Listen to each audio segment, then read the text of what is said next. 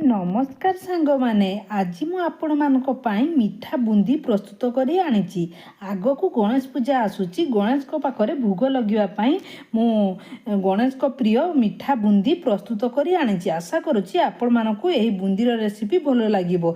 जदि भलो लागे वीडियो को प्रथम शेष पर्यंत देखंतु ओ मो चैनल को जदि सब्सक्राइब करि नांती प्लीज सब्सक्राइब करि दियंतु ओ सांग ओ फैमिली सहित शेयर मध्य करंतु।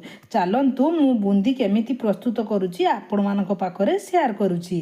सेथिपाई मु गोटे बाउल बेसन को नहींची। देखंतु मु गोटे बाउल बेसन को दे रखीची। ताहाकु गोटे गिनारे देली वो से 2 ରୁ 3 स्पून मु रिफाइन तेल को देली। वो किछि पानी देई मु भल से गुड़े देवी। देखंतु मु भल से गुड़े दउची।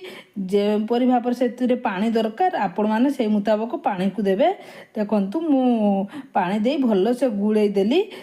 अल्प अल्प पानी दे भल से गुड़े दउची। आपण मानकु एही बुंदीर रेसिपी केमिति लागिला कमेंट बॉक्स रे आपण मानकर मतामत देबे। जदि भल लागि थाए गणेश पूजा रे घरे निश्चय ट्राई करिवे। वो प्रभु गणेश को पाखरे भोग मध्य लगेइबे।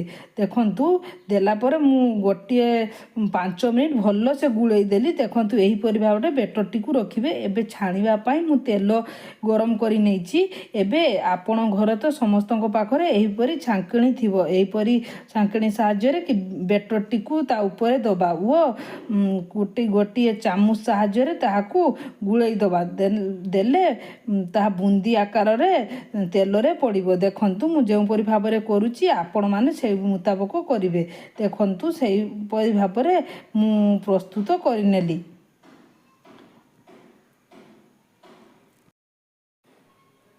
एहीपरि भाବରେ ମୁଁ ପ୍ରସ୍ତୁତ ପ୍ରଥମେ ପକିଥିବା ବୁନ୍ଦି को प्रस्तुत କରିନେଲି। ଦେଖନ୍ତୁ ଏବେ ବୁନ୍ଦି ଭଲସେ ଗୁଳେଇ ଦେଲି। ଏପଟ ସେପଟ କରି ଭଲସେ ଗୁଳେଇ ଦେଲି। ଏବେ ବୁନ୍ଦି ପ୍ରସ୍ତୁତ ହେଇସାରିଛି। ଏବେ ଏହାକୁ କାଢ଼ି ରଖିବା। सेहीपरि सबु बुंदी प्रस्तुत करनवा। देखंतु मु सेहीपरि सबु बुंदी को प्रस्तुत करिनेली। देखंतु मु प्रस्तुत करिनउची। आपण माने निश्चित एही बुंदीर रेसिपी घरे ट्राई करिवे। वो केमिति लागिला आपण मानकर मतामत मो सहित शेयर करिवे। सेकेंड थर देइथिबा बुंदी मध्य होई सारिची। ताहाकु मध्य काढी रखिबा। देखंतु केते इजी एही बुंदीर रेसिपी आपण मानकु मु देखि दउची। घरे निश्चय ट्राई करिवे।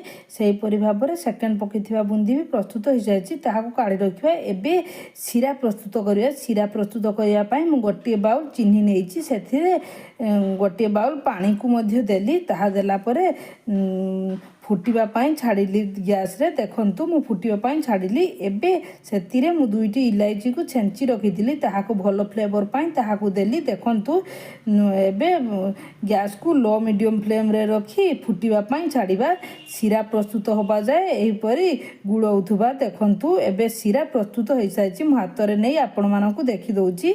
एबे सिरा प्रस्तुत होई सारिछि। एबे सेथिरे फाळे भलो फ्लेवर पाई फाळे लेंबुर रस को मु चिपुडी देली। देखंतु लेंबु रस आपण माने निहाती नेबे। काहे ना बुंदी रे लेंबु रस देले बहुत सुंदर टेस्ट आसीबो।